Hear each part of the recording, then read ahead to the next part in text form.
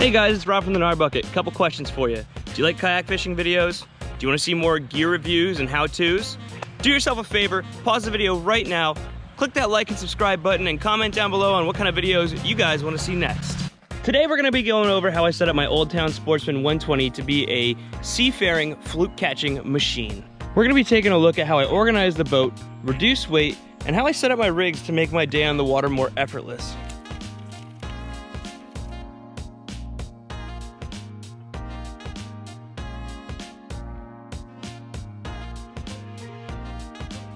All right, here we are. We got the Old Town Sportsman 120 PDL.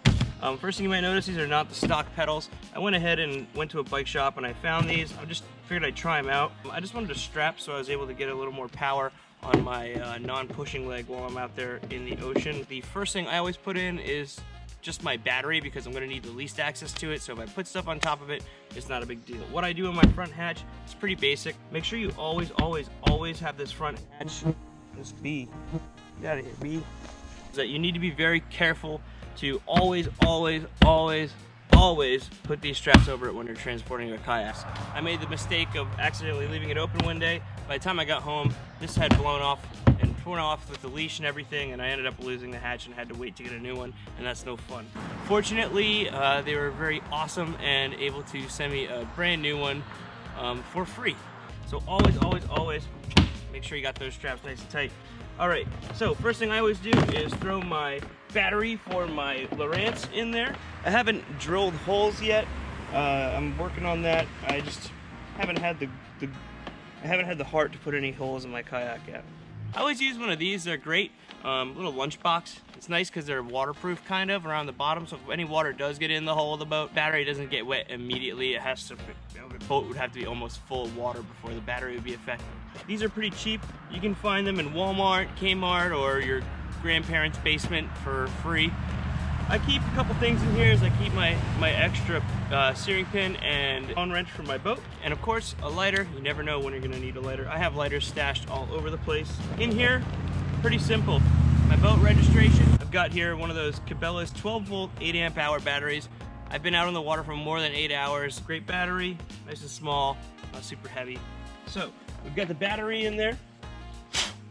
Always make sure you blow out your transducer cable. Make sure there's no dust, grime, or dirt in there before you plug it in and end up messing up some of your pins.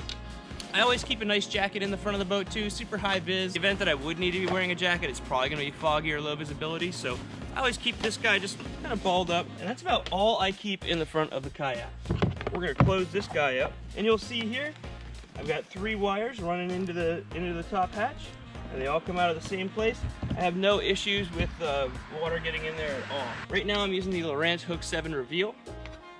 I'm waiting on my mount to come, which is why I haven't drilled holes in the boat yet, because I just want to see how everything's gonna line up. What I did do is I went to the hardware store and I bought what's called a T-bolt. It was a circle. I took a grinder and grinded it flat until it fit into the track system. Right into the track, slide it on up, turn it out. Boom. It almost makes me not want to spend any money on a mounting system. So we've got the fish finder installed. The next thing I'm gonna do, I always slap my paddle together. I'll tell you right here. Gotta have your life jacket on you at all times. The Yak Attack rod holder. That just locks and loads right in there. I like to pack super light. I don't carry a lot of stuff on the water. A few things that I keep in the front of my boat. Sunscreen. I take some Sunbum 70, fill it halfway with sunscreen, halfway with water, shake that puppy up. You're good to go. So you don't have to have the whole bottle with you. One of the owners of a place that I worked for always said, it's not about saving the dollars, it's about saving the pennies. Well, in my opinion, it's not about saving the pounds, it's about saving the ounces. If you can reduce the volume of liquid you're carrying in your boat by nearly half, you can shave off some serious pounds. And here, I keep the secret Fluke juice. It's not so much of a secret, it is just gulp. I put it in a little spray bottle. You're out there, you bring up your rig. It's been in the water for a while, you want to freshen it up. Just give it a nice little, how you doing? Got yourself some fresh gulp scent on your bait. It's a little 2.5-ounce spray bottle. They're pretty sweet. I found them on Amazon. I'm using them for all kinds of stuff.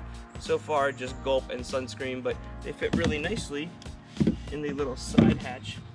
Let's talk crate. My crate's super light. I don't carry much of anything at all in the water with me. The back corners make contact with the elastic the crate has a chance to not fall out. I'm not too worried about flipping. The Sportsman 120 has a very wide base. They're at 36 inches. And in the back, I just keep a couple really important things. This is an Ego wading landing net. It has the perfect length on the lanyard there. It sits. It also floats. The other side, I keep a fish grip. This one has a scale on it, so I don't use it as much. It's more for the scale. On the side of my boat here, I keep my Rapala fish grips. They hang really nicely right off the little rudder adjuster. And they're handy, and they don't really get in the way. And it's nice because I like to land fish on this side of my boat. It's really nice having the fish grips hanging off the side of my boat right here next to the rudder adjuster. They're out of the way. And after I net my fish, I've got it right here in my lap in the boat. I'm able to grab my fish grips, especially if I got a toothy fish. You're able to get in there, work with the fish, get it out, and safely handle the fish in the small area that you do have in a kayak. In my crate, I do have a few tools. I always keep a knife, pliers, and a scissors. These two here, the scissors and the pliers. When I'm in the water, I keep my scissors and pliers handy right here next to my feet. I have a little loop of rope here tied into the webbing. These little zingers are super handy. You can buy them on Amazon, super cheap. You're gonna wanna have yourself a nice one for working with sinkers, ring splitter. You can do all kinds of stuff with this. I've already made a repair to my battery to crimp because my wire fell out when I was setting up my kayak one day. So those live right there. Scissors and a pliers. On the deck of the boat, I keep a cooler ruler. Oh, hey there, Mr. Spider. It goes up to 20 inches, which is plenty big for flounder in New Jersey. The limit is 18 inches. It's great because it takes up literally zero room in the boat. On the back of my chair, I also keep a set of hemostats. You can get deep down into a fish's mouth that you may not want to. They're super accurate, pinpoint precision. I love these things. Let's talk tackle. First and foremost, one way you're gonna be able to save weight and also make yourself super efficient on the water is having your rigs pre-tied. Now, last thing you wanna be doing is you're out in the water, you're over top of some fish, and you get snagged. Sitting there trying to tie a new rig up, and you've drifted 100 yards down and you've lost connection with that group of fish. So I just pre-tie everything. I use 30-pound fluorocarbon. Any color, size, weight you could ever ask for. You name it, we got it. I'm using Magic Tail bucktails. These guys are based out of Egg Harbor in New Jersey. They have really great product, and they are made in America, made by hand. Not a single machine touches their product. And of course, you always got to carry a bucktail or two just in case stripers start running or something else goes off. This is the tackle box that is provided by Old Town when you purchase a Sportsman, and it is custom built and it fits right underneath your seat. Perfect spot for it. Gulp storage. I've had a lot of issues with gulp storage. I got sick and tired of getting the juice everywhere, all over me. This box is great when I'm trying to work on something. I can set it right down on the floor of the kayak when the prop is down, and it stores darn near everything you could ever ask for. I bought a couple of these extra Plano liquid bait holders. They're really great. They have a nice little O-ring in the top, so that way you don't lose any of your juice inside of the bait locker. This is a Plano bait locker. It's airtight, so it keeps all of your poorly sealed plastics nice and moist. Gulp is water-based, so they will deteriorate if you don't take good care of them. I put 2 or 3 of each size and color gulp that I have into one of these, and if the time comes that I'm having enough action that I need more, I can always go to the back of my boat and pull the bait locker out. But I do always keep a little stock of some topwater and hard baits. If something does go off next to me, I'm able to get a hold of them and get on some fish if I want to. I like to keep some pre-tied high-low rigs, pompano rigs, shark rig, striped bass rigs in here just in case I decide that I want to fish for something else. Or if I need bait, I got these rigs so I can catch the bait too. My favorite thing to keep in the boat, bug spray. Nothing is worse than getting hammered by little gnats and bugs and whatever when you're out on the water. You won't have time to focus on fishing. You will spend more time worrying about smacking your face and neck and arms and legs. And I tell you what, I use the Repel 25% DEET.